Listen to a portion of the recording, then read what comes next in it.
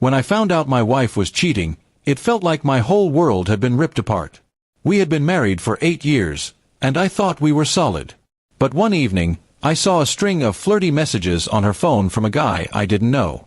My stomach dropped. When I confronted her, she didn't even bother denying it. Instead, she smirked and said I had been boring lately and she deserved more excitement. That was the moment I knew I wasn't going to fight for her love. I was going to take my pride back in the most unexpected way possible.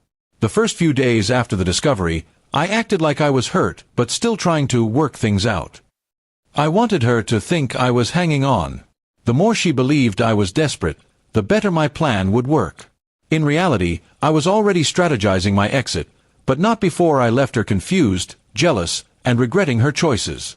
I decided I would make her think I had found someone else, someone better, and then vanish. I started changing my routine. I stayed out late, came home smelling of cologne she didn't buy me, and kept my phone face down on the table. I even started smiling at my screen like I was reading sweet messages. She noticed. The first few days, she pretended not to care, but I caught her sneaking glances at my phone when she thought I wasn't looking.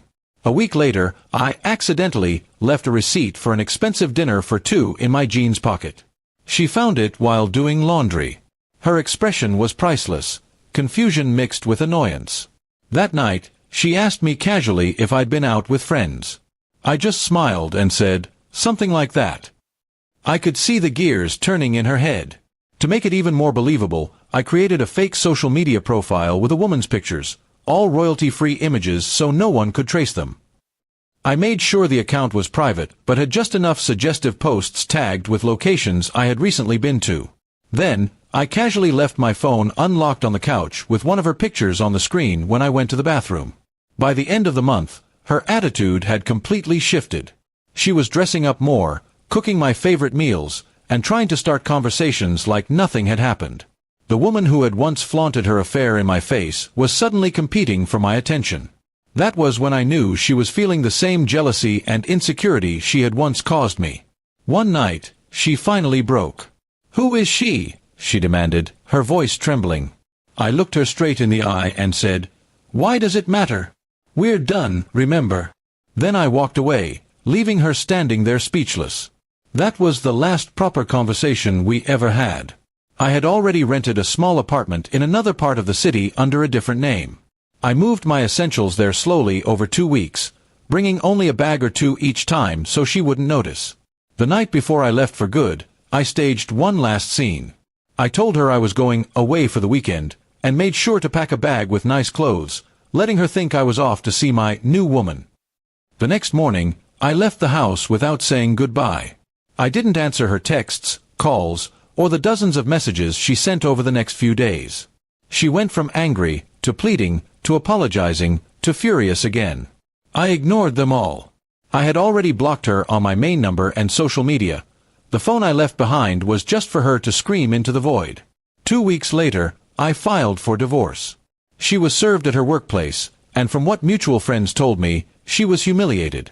She tried calling from different numbers, but I had gone full ghost. No response, no explanation, just gone. The best part? Because of the way our finances were set up, she got nothing from the split except her personal belongings. I had moved all my savings into a private account before she even knew I was leaving. My lawyer made sure she couldn't touch a cent. Months later, I heard she had broken up with the guy she cheated with. Apparently, he had been cheating on her, too. Poetic justice, if you ask me. I didn't feel sorry for her. She had made her bed, and now she was lying in it, alone.